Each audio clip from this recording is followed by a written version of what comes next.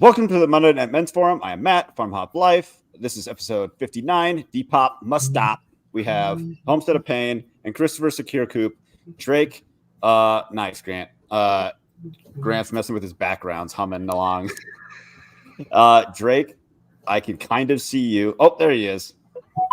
All right, Drake's here. Drake, silvopasturist. Wait, does he know that he's on? Drake, can you hear me? That's okay. We're going to move on. All right. All right. Let's do some personal events. Grant, I don't know how you ended up over there, but let's go. I've had quite a few personal events recently. I've all forgotten you. Today? Oh yeah, that's what I was going to ask. If you were okay. Anyway, I don't know what that was. I muted Christopher. I don't know what's going on there. I had gotten a scholarship this semester from a farmer's market. Oh yeah. About an hour north of me. It's for $500. I talked with her, met with her. She is the director of said farmer's market, and she pretty much guaranteed me a spot in her market. I think in perpetuity, it seems. And then we got the appraisal back for the property we're looking to get. It's a lot higher than what it should be. And then I am going to the farmer's market this weekend to sell mums. I'm going to take about 72 mums, and maybe some pickles and other stuff, and take them to the farmer's market this weekend. Dude, the farmer's markets have been weird. Like my wife went on Saturday. No herbs, nothing herbs. It was like regular produce and flowers. So like flowers are like a huge market right now. It's actually kind of annoying. Oh, see, the thing is I'm gonna blame that on TikTok and Instagram because everybody's like, let's have a flower farm. I'm like, okay. I mean, try it. It's very untapped. It's like people getting into microgreens or mushrooms. People will say at a certain point, and then it gets to a certain point where all these people do it. A lot of them probably don't make it, and then everybody's like, "Well, it's oversaturated." I'm like, it's probably oversaturated because you don't know how to do what you're doing. You don't know how to market yourself good enough.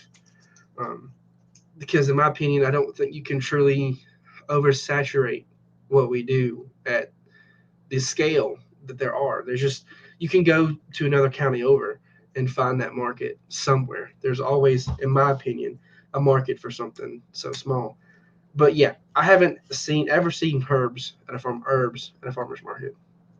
And I think that's something that people are missing out on. I mean, my wife wanted to make, I don't remember what it was. She wanted to make some stuff and was just going to go to the farmer's market for some herbs. And did she want fresh? None. Yeah. I don't know how difficult it would be to make and keep fresh cut herbs like that. I don't know. But yeah, anyways. Christopher, you're looking very like yellow green, like Joe Rogan on ivermectin. I know the photo was fake, but all right. There we go. Okay, there you are. Yeah, it's like washed out. I probably had this silly background I've got back on there.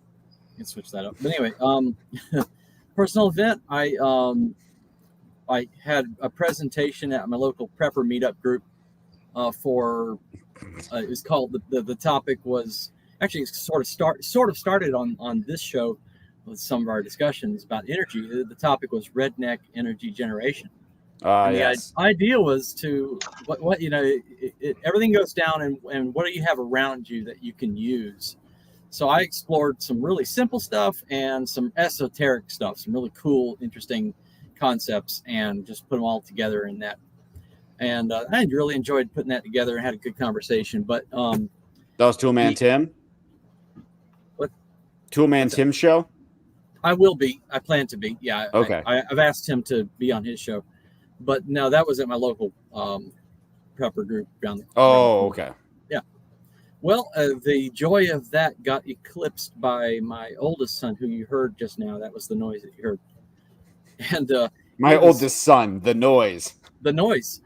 he was coming out to surely was going to come out to ask me a question about the Bible, because he's been like all of a sudden just ravished for to study the Bible. Like he's watching videos, he's listening to, sermons, he's reading, he's just loving it. So that just made my whole week. We sat up till 1 a.m. last night, just talking about different things in the Bible, things like that. It was just neat to sit and talk with him about that and just see his eyes light up with it, So did he mention the cute girl at church, or we're in such a small church, there ain't no cute girls. There ain't no ugly ones. There's just nobody. Cute boys at church? Yeah. Okay. But yeah, he just. Hey man, whatever. Yeah, he just decided that he's going to start, pursuing that as an interest. So he's been just hounding me with questions every few hours. Nice. It's a good thing. Related note, I went to a new church yesterday. Oh, that's my personal event. Yeah. Yep. I like it. It was good. It is the Church of Death to Tyrants. It's across the street from Don't Tread on Me, and it's across town from the Three Percenters Church, which is like what do they call themselves? Like the come and take it crowd. Yeah. So it's the only one that hasn't been Fed infiltrated yet. But I actually went to a new church. I checked out an Orthodox church yesterday. Oh, okay. Orthodox church. Yeah. Yeah. That's what you like. I don't know. I'm checking it out. All right. So far I like it. So we'll see. All right. Yep. That's it. That's my personal event. Drake is coming and going. I don't know wherever he's at. Okay. Moving on. So depopulation. Depop must stop. The voting on this was a nightmare, and it was John's idea too, and he's not even here. So only like 3 people said anything. I'm like, I don't care. Yeah, that was something else. Yeah, there's Drake. Hello, Drake. He can't hear us. Hello. Maybe he can't hear us. Okay. Yeah. Hello. Can you hear us? Can't hear you. No. Can you hear me? Yeah. Yeah, dude, we can hear you. All right.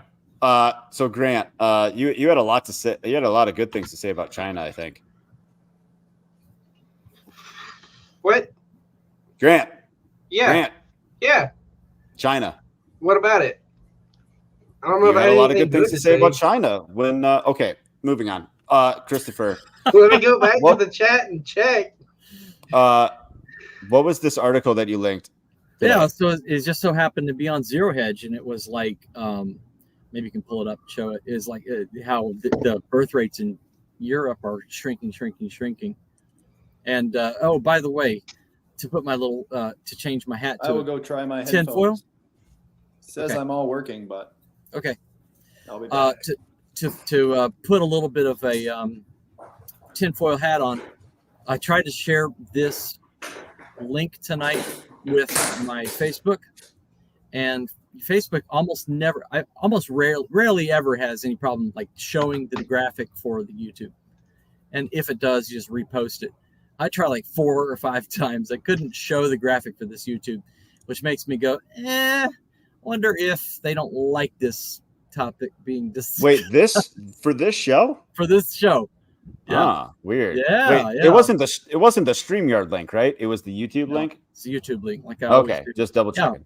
I always put the YouTube up and never have a problem. So we got a fine woman in the chat. Hello, Sherry. So anyway, back to the article. There she is. Hello, Sherry. Back to the article. It was talking about how Europe was depopulating. You want to pull it up? Sure, I can pull that up. I went back to the chat and I didn't say a single thing about China. I just said things about the thing I probably can't talk about here. Sure. All right. Europe's fertility problem. Yeah, there you are. So they're just having fewer and fewer children, and France is dropping, and there is depopulation going on now. The causes are, of course, the controversy, but it's without doubt that we're going off of a cliff. So, Sorry, guys. I thought I had this all ready to roll. That's all right. Hey, Drake. You can hear us now? Oh no, he still can't hear us.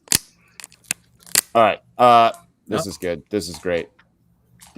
Okay, so but did it say why, or people they're just having less kids? Yeah, I don't think they say why in this one. I didn't see it. Yeah, but so they're having 1.54, and it needed to be 2.05 just to maintain. Just to maintain. Yeah, about 2. That's with children dying, and of course you need to have a male and a female, and sure. Yeah. Yep. And the tinfoil hat I wear is thinking about the Georgia Guidestones and how they were just demolished, and that story got swept under the rug. Like, what was that? What was that about? I forgot about that, dude. Yeah, there's so many weird things that happened in the last few years that you can't keep track of them. You can't keep track of them all. Yeah. Oh, what was that about? And they were talking about, on the Guidestones, for the viewers who haven't heard of them, they're a large Stonehenge in Georgia, and they have written on them that we, as a society, we need to drive ourselves to only have 500 million occupants on the earth, and that's it, no more. And like a year or two ago, they just got attacked or missile launch or whatever. They got blown. It was like a controlled demolition they kind of thing. Straight up blown away. They got blown up, and then they cleaned up the evidence before anybody could really investigate, and that was it. Like that's it was so very weird. Quick. It was so weird. So yep. I mean, so is depopulation even a problem? That's a good question. I mean, I'd say it is, with how they're trying to depopulate. Okay. So it's the depopulation isn't a problem, but the methods of depopulation are? No. I mean, depopulation is a problem because if you can't replace yourself, replace at least your existing populations, you're going to have a hard time with upkeep and maintenance of all the insane development we've had in the past few years. But at the same time, they're still just trying to kill everybody. Yeah, Malthusian economics would say there's only a limited number of resources, but history has proven that we can expand the pie. Like the Malthusian economics, the people who say, "Oh, we got to depopulate," the pie is fixed in size. You only have so many resources, but we have found ways to better use our resources. And we got people like permaculturists. I think it was Jeff Lawton. He said that he thinks that the Earth has actually about the carrying capacity of about 8 times what we have, people that we have now. Based on what?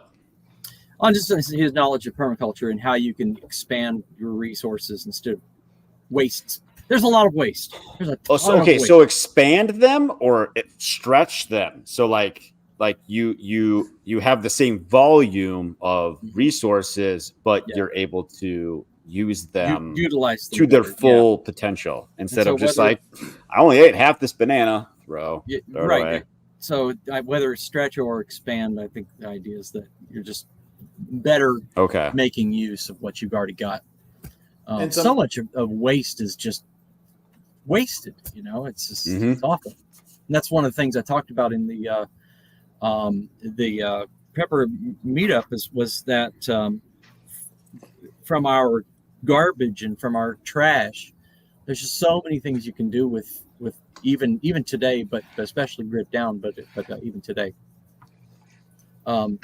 I see Sharice left a note there. Cherie, let's see what she's. Our family. Go ahead. No, our family physician said the alarms are going off amongst the OBGYN because of all the fertility issues. Yeah, and our physician is also a prepper, and he's quite alive. He sent me some interesting interesting videos to watch, and it's neat talking with him. So, yeah, I think people roughly my age, it seems like 50% of them seem to need some sort of fertility aid in order to get pregnant. Like when they're planning on having kids, it seems like 50% like need some sort of help, or, you know, straight up, you know, IVF, or, you know, a full on surrogate, you know, any number of things. It's all sorts of things.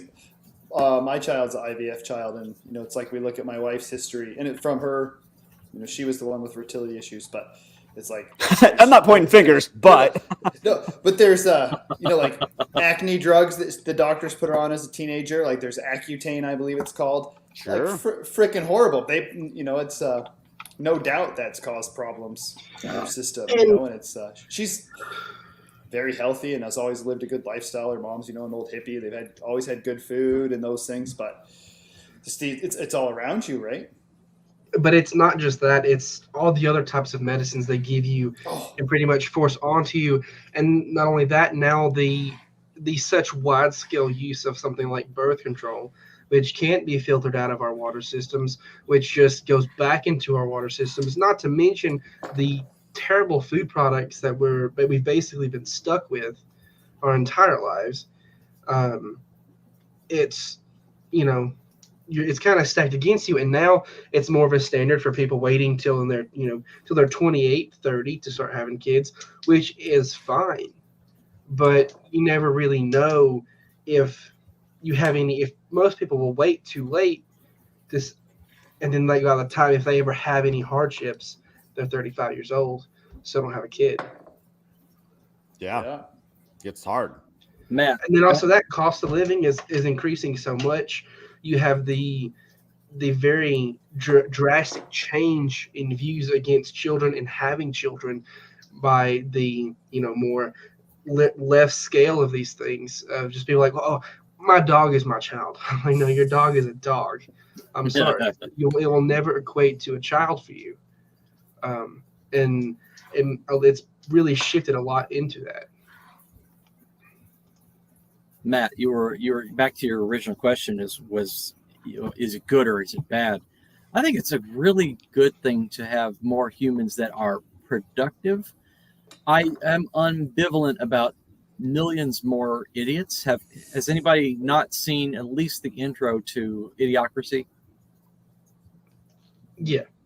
So I just watched that movie for the first time like 2 weeks ago. Yeah. So Nice. the intro, for the viewers who haven't seen it, it's talking about in present day, the fertility doctors and the surgeons, they work really hard to preserve the idiots of the world who hurt themselves. But the smart people are like, well, the world is just too dangerous to bring children into the world. We think we're going to wait. And so you got the dumb getting dumber and the smart dying out. And so millions more idiots, I don't know that would necessarily be a good future, but millions and millions and millions of smart people working on problems. Humanity has enough problems, so we have more people, we can work on them. So Yeah, but now we got AI, so who cares? yeah, We'll let AI fix it. That's probably a piece of it. I think that's where So, they're driving. You need less people to do the same or greater amount of work. Yes. See? Yeah. It all works out. Right. We don't need all those people. Maybe those guidestones were right. We can just cap it at 500. Yeah. 500 million. Yeah. Yeah. I mean, that's what in history automations have typically. Automations have an interesting thing. I'm kind of like trying to start an automation company, so this is a topic I like. But automations have canceled some jobs, but opened new ones. So in general, the net effect of an automation is more jobs. So people freak out about the self-checkout lanes. Well, that's freed up people to do other things. And and so, but the AI, AI could be the one that breaks that trend. I don't know. No, I doubt it. You doubt it? I mean, yeah, it is industry like it's not just industry specific. It's every industry. but that's fine. I think we're ready for better stuff, and let's see it. I want better stuff now. So Grant shared something interesting about China. I know he says he didn't. It was actually about Italy.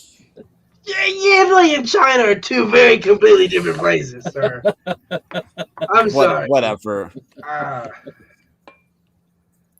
What was it, Grant? Share what you shared. The thing from Twitter. Yes, the thing from Twitter. Do I need to like speak on it? Just what is it? Like what? Okay, fine. Okay.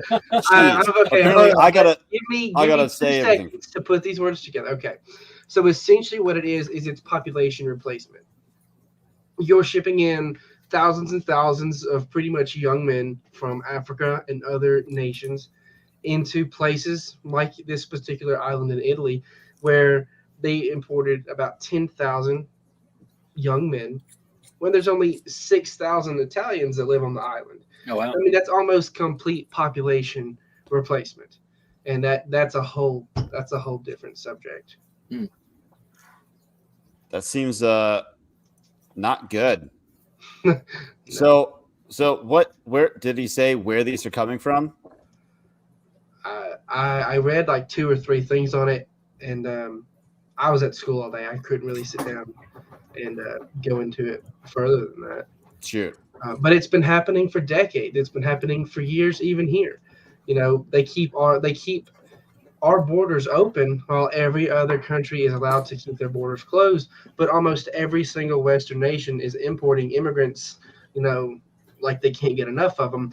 When you slow down and look at the problems of that excess amount of, you know, what is considered refugees in places like France when it comes to the homeless population, or even more when these people are told to come here, they spend their entire life savings and other people's life savings to get them here, so because they're going to make it. And then when they tell them to get here, tear up your birth certificate and ID number. Okay, well then they can never get back home, but they can also never do anything here. So they're just trapped, and it's basically just a huge smuggling program. Yeah, cool. You said the word smuggling, and that hits on the word I've been thinking about since you're talking about this. Is the slavery? Is like this has echoes of slavery. It's not slavery, but it just kind of seems to me like it has like a lot of the same desires that are driving this. You know, it's human trafficking for sure. That's kind of what I was thinking. Yeah. But it's not like it's human trafficking for the exportation of, you know, children or women. It's more just the monetarily export of these random people who think they're going to get better. And I don't really fault these people. You have to fault the Western leadership. So who's going to be the Liam Neeson to get all these people back home safely? Well, they've established their new I life. feel like if anybody were to come out and try to do that, they'd be labeled a fascist. And you know, subsequently everybody's a fascist and racist, aren't they? Yeah, pretty much. That's like the new thing. But what kills me is what up, my fascist?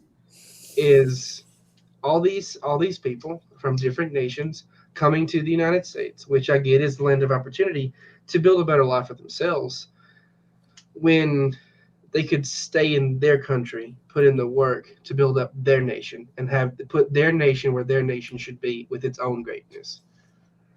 And that fails a lot of the time, again, because of external influences from other nations, like the United States. The Somalia,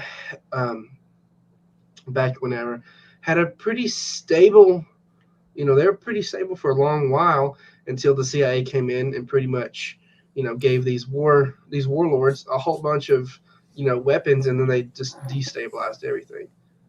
Well, that's all of Latin America too. You know, all the wave it's been, you know, ag subsidies, dumping grain into their market since the 70s. Like, we've destabilized all these places.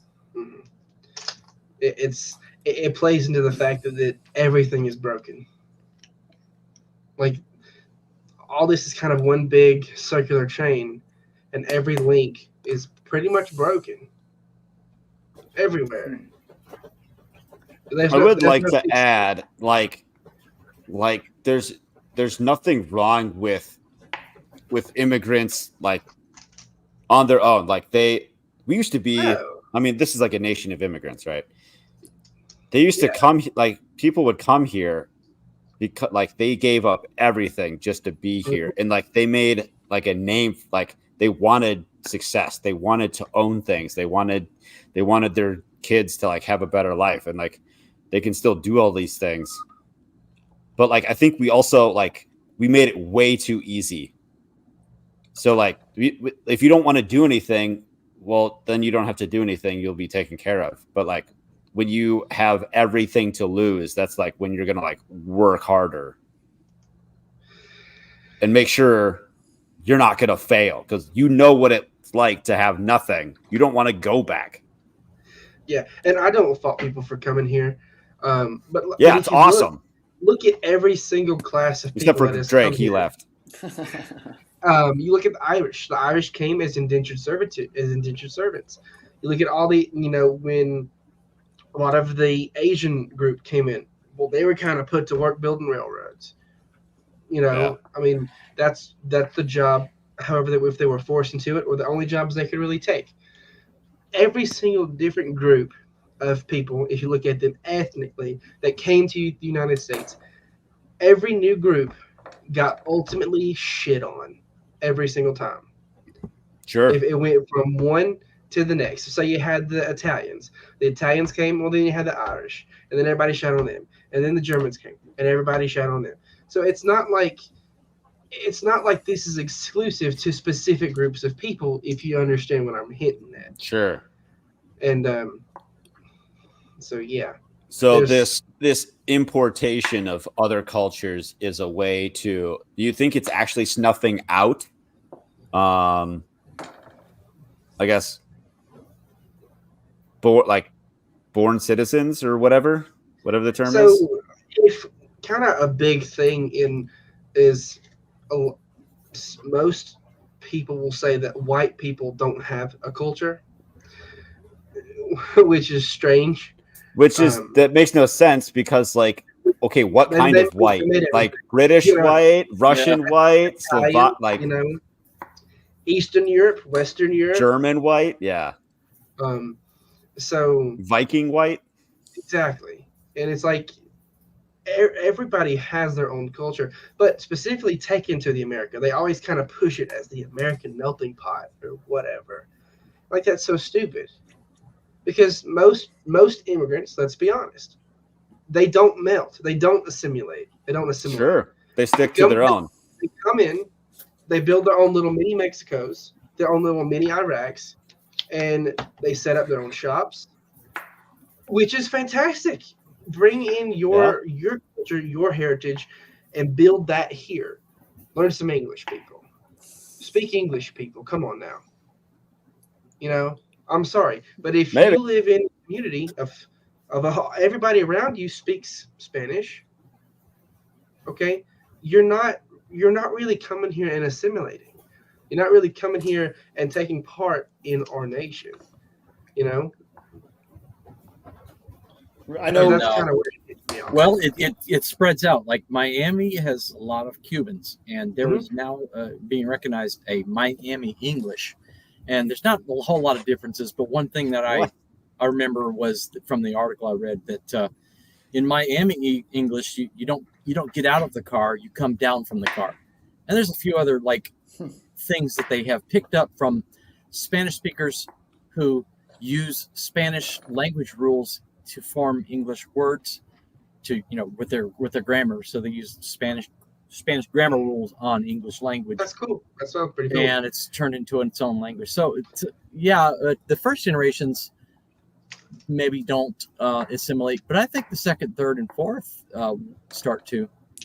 And by the way, so we're back.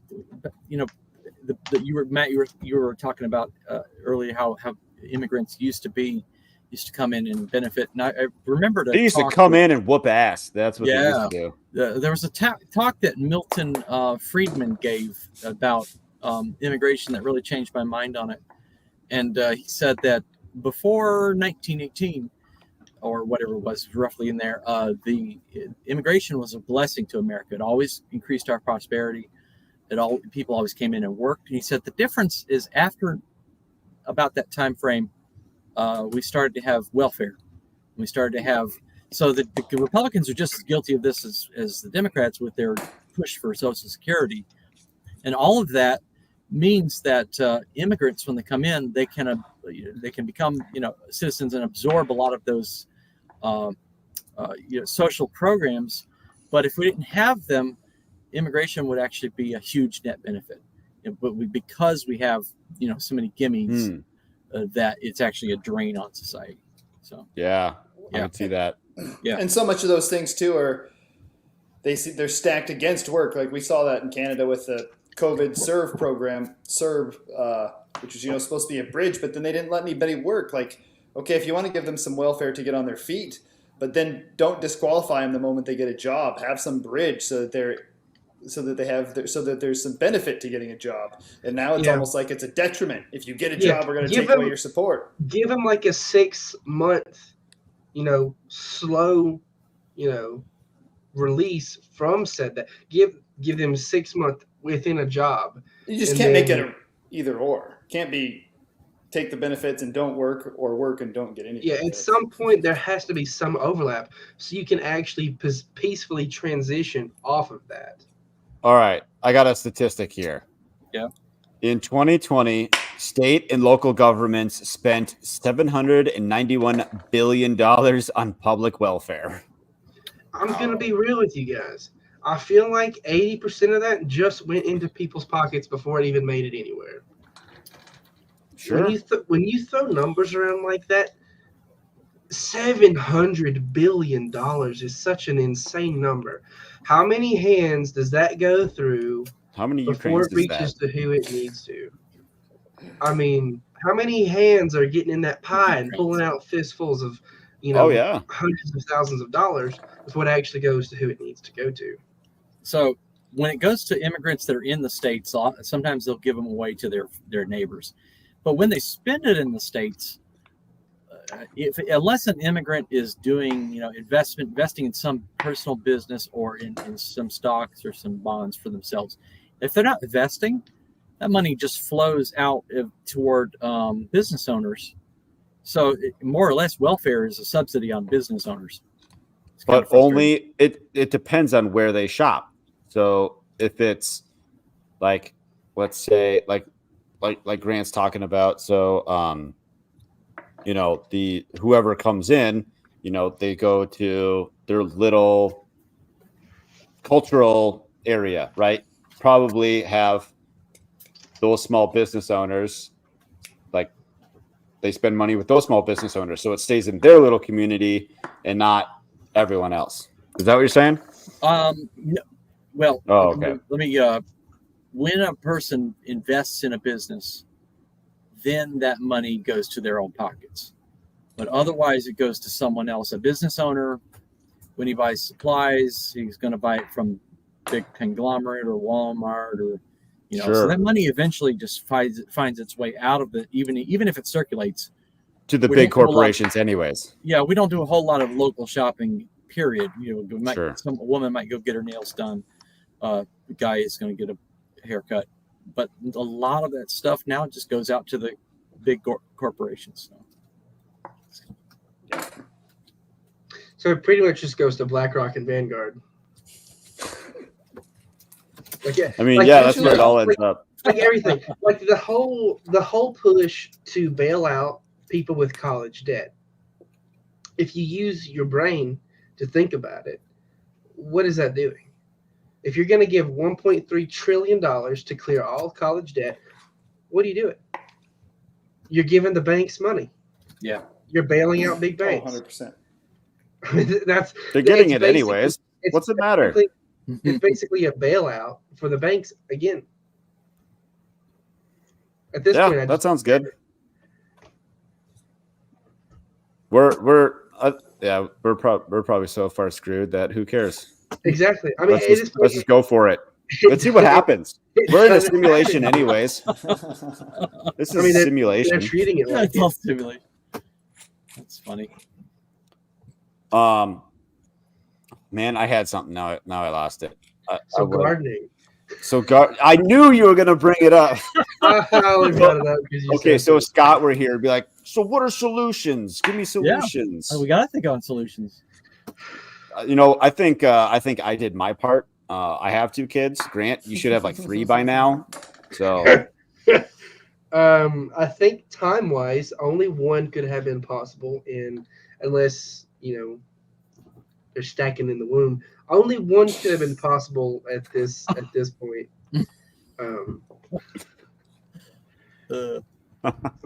Nice. Did you get your girlfriend a Berkey water filter or something like that to make sure she's drinking clean water? And I guarantee you she's not drinking clean water. She hardly ever drinks water. So it doesn't matter. So there's birth control in the Gatorade or something? No, it's mostly like sweet tea and milk. Milk's all right. All right. I love milk's milk. all right. I could drink like a gallon a day. Yeah, for sure. I'm not joking. I believe it. I believe you. Other solutions besides Grant and his girlfriend repopulating the planet. He's countering the depopulation trend. I would say, if you look at who is pushing this depopulation, how they're affecting this depopulation, it all stems back to our government and their policies, again, with welfare and other policies towards families. And also just the current social climate is not in favor. I feel like it's slowly starting to kind of climb backwards, but you're constantly being poisoned. Unless everybody really drastically look at their health. The age of life, I guess what you call it, is extending constantly, but you're not living that life. If you're 70 and they're just pumping you full of so much crap that your body can't die and decay by itself because it's just so full of so many drugs, you're basically mummifying yourself alive. Yeah. People are going to live longer, and they're gonna take more out of the system. They're going to take more of a strain on everything.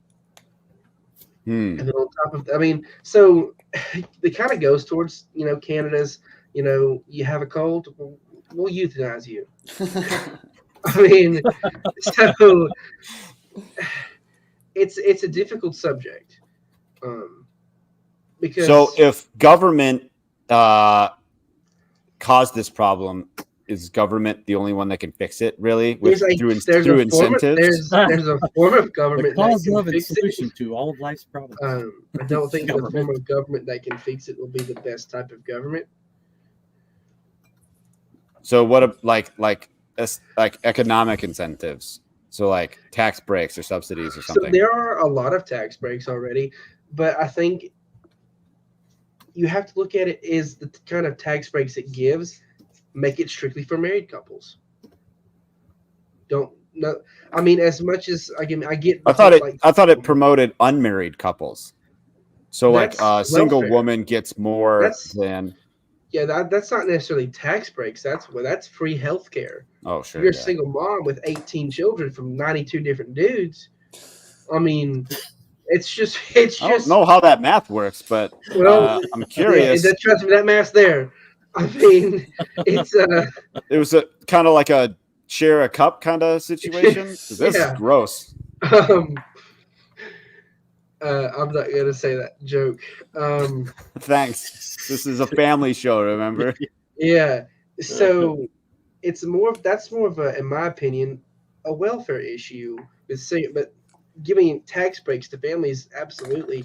I just don't think we should have taxes. Period. Mm-hmm.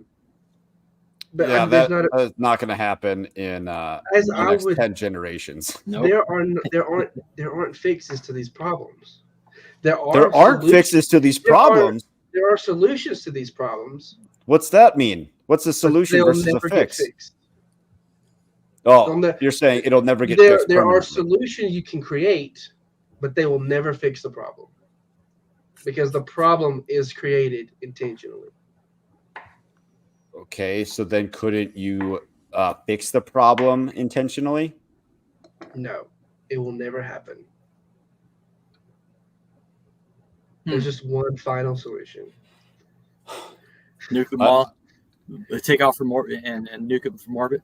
What is? Yes. What are we on? I'm lost now. You have let me talk for way too long. I'm kind of regretting that part. I'm loving it. Where are we anymore? You lost me. Thanks for derailing the show. So solutions. I mean, one is to turn. I don't think these solutions are going to be adopted. I'm not optimistic they'll be adopted. They could, but one is to turn the people's opinions away from more humans are evil. We're like Jack Spicko likes to say, such and such as man-made, not natural, is a false statement because mankind is part of nature. Yeah. So one is we returning to a perspective that more humans are not bad. More humans can be a blessing, can be. And then the other thing would be just more exposure to permaculture thoughts and ideas. And I think that would just do so much to help the first go, which is to help people have the opinion that humans are not bad. So permaculture would be return of surplus. So you take the surplus humans and compost them. Soylent Greeniest people. Yeah, sure. Yeah. Wasn't there an article not too long ago about like, hey, how about cannibalism? Like, ever thought about it? Mm-hmm. Yeah. Let's normalize. Not a bad idea. Yeah. Who wrote that anyways? I'm gonna look that up. Go ahead. Yeah. So just as you have if you could imagine just like a third of the lawns in America were changed to vegetable gardens, people would say to themselves, we do have enough that we could have more kids, and we don't need to be in a debt slave. We could do this, and we could, and just let that trend continue. I'm not optimistic about it, but I think that would be a good solution if people wanted to accept it. So that's kind of what I was saying. Is there are solutions, but they're not. We got back to Grant's garden really quick. You can't permaculture your way out of this for everybody, if that makes sense. People have to come to that decision themselves, and an overwhelming majority of people will not reach that decision. An overwhelming majority of people will not push for these changes to be made because they're complicit. We're living in idiocracy. We are. Yeah. And when you have all these things, you can't govern. I don't think you can government your way out of these problems. Nope. I don't think there will be a strong enough cultural shift to truly get us out of where we are. Because you look at it from the permaculture side of just growing enough food for your family. Well, what does that do? That just breaks, that just helps repair the chain of the food system, of the over-industrialized agriculture industry. It takes it more into individuals' hands. But when the rat race, nobody slows down enough to even start that.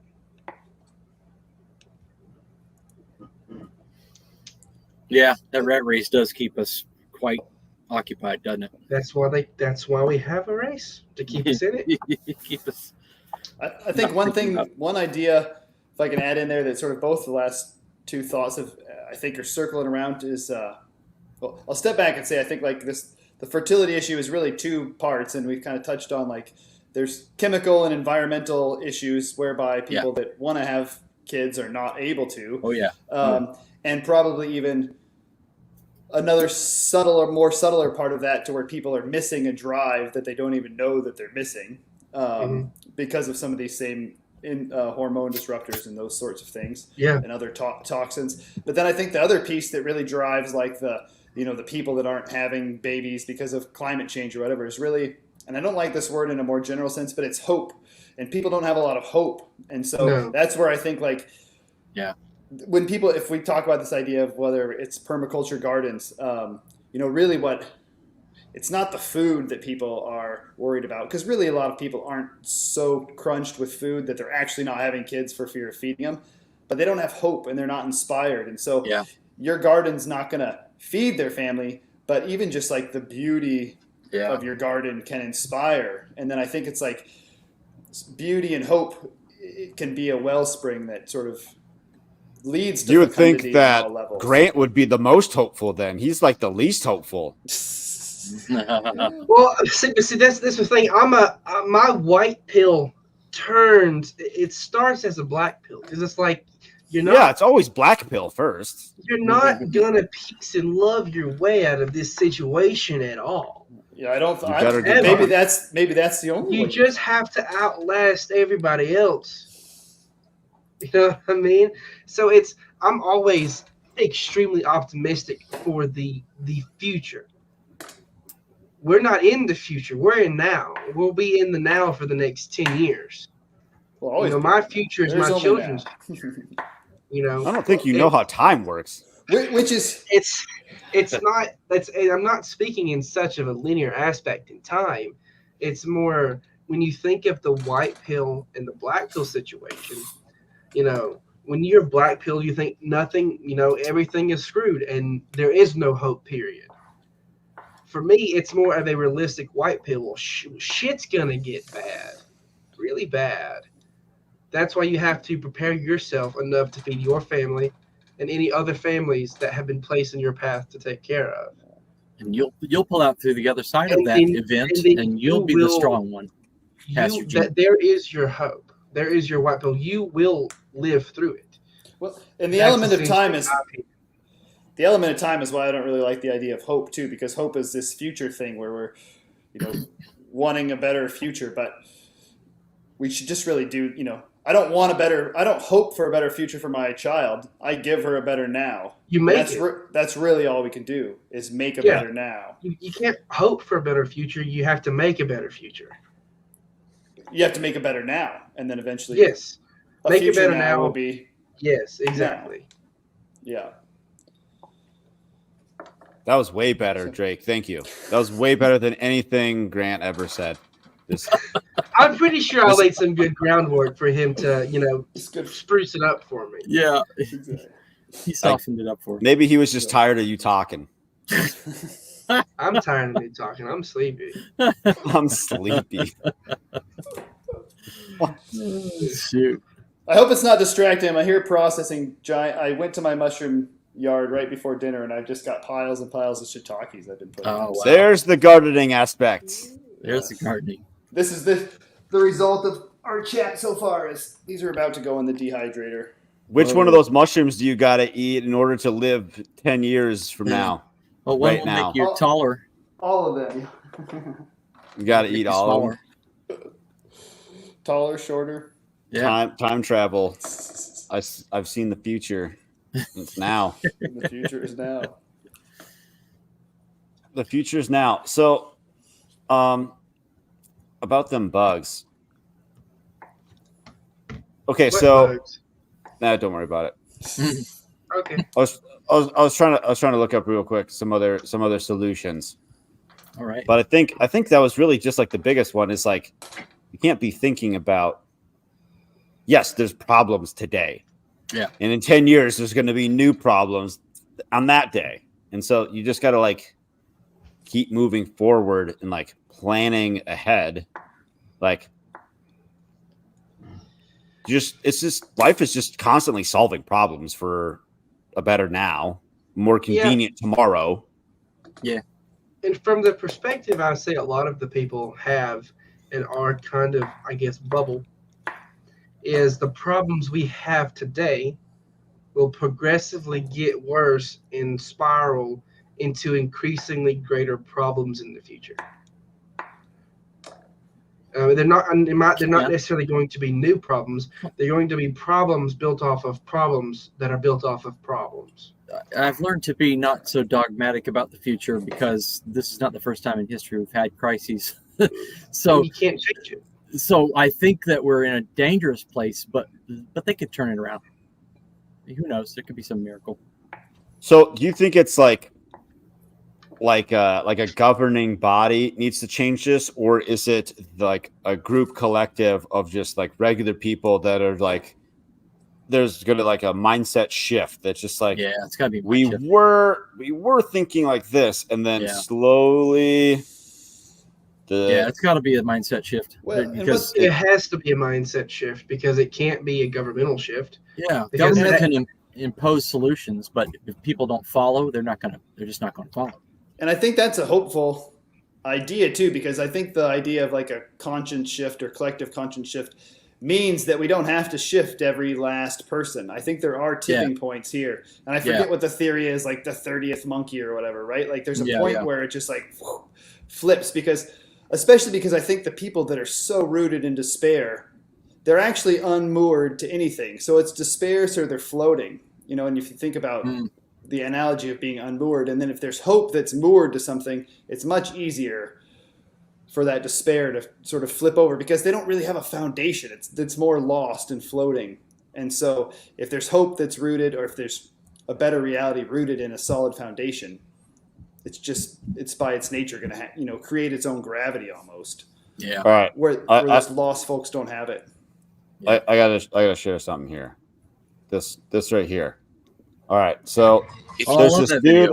Oh my gosh, this is way too loud. And let's watch a movement happen.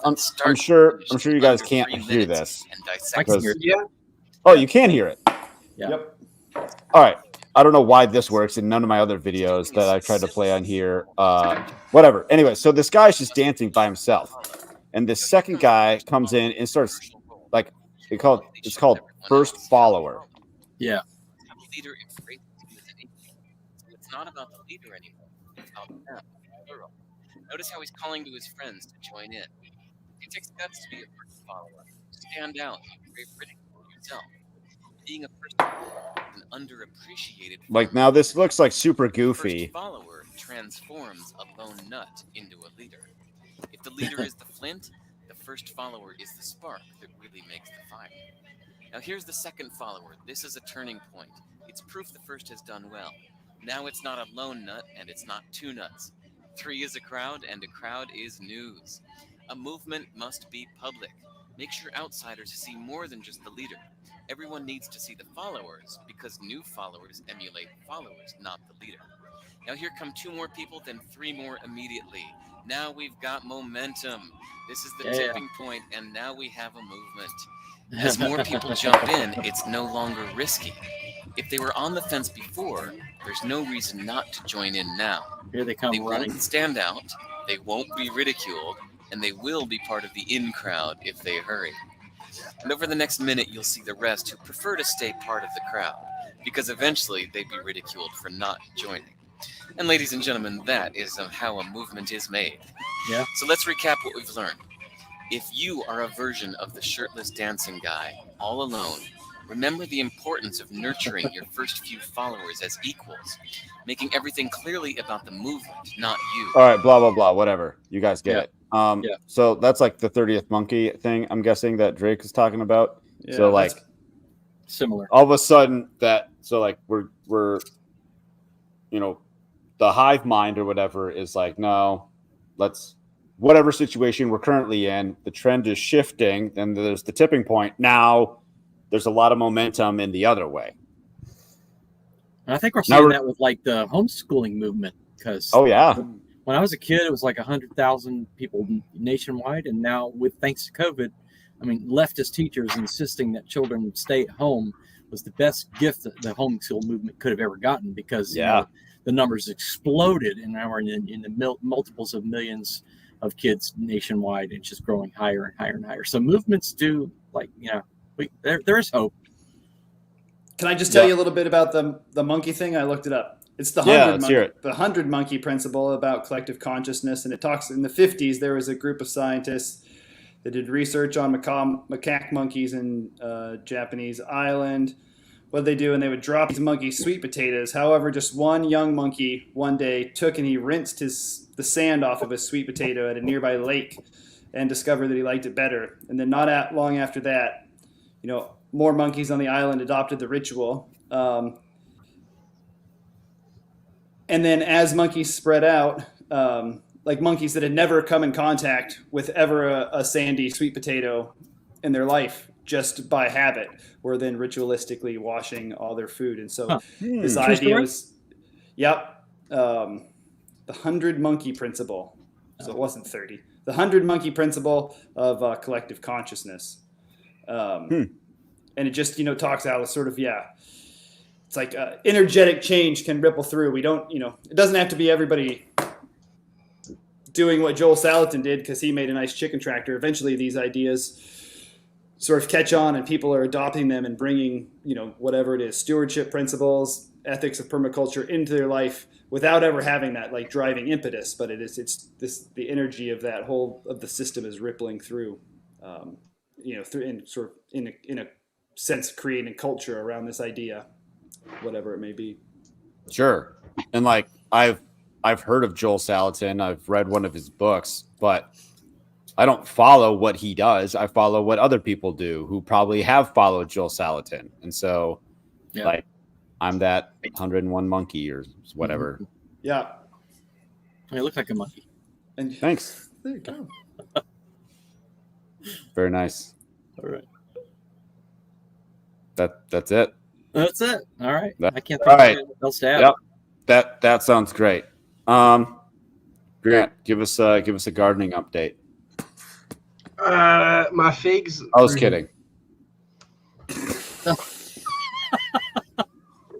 All right. What didn't we talk about that you guys wanna touch on real quickly? I would just say that one thing is contributing to this issue of depopulation, driving people to want to not have children, is a separation of the concept of sex from making children. I mean, for me, it's a beautiful thing. When I study biology, think about replication of plants, and our all natures are like, I want a wife so that I can have children. It's the impulse, that's the nature. And so when we deny that, we just sort of see things start breaking down. And I want to see more and more people make that solid. It's an obvious connection, but it's not. I don't think it's just well rooted. It's like it's for having children, but not really. It's also for having fun, and we're going to focus on the having fun part. But it's just one and the same. And get people start thinking more and more about biology, about making more humans, and putting those connections back together more solidly.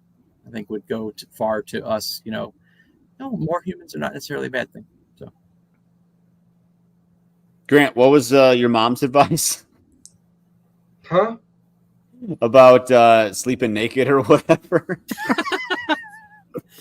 Keeping your testicles full. Well, son, that's right. Joel, what's his name? Joe Rogan. Talk about sunning your testicles. No, not even that. Not even that. Huh? That's different advice. Yeah. Grant's mom is not Joe Rogan. Yeah. No. I don't remember exactly how I worded it or how to word it now. It was something about newlyweds should sleep in bed naked. Yeah, pretty much. For obvious reasons.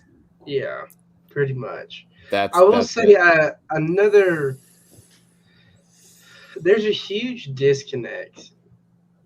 I know a lot of the things I speak from is kind of from my age group and my age group's ish perspective, and there's a huge disconnect from just the stupidity of what is my generation, and I don't feel like they're gonna get the message to have hope I don't think there's going to be 100 monkeys to kind of come together and have a singular thought.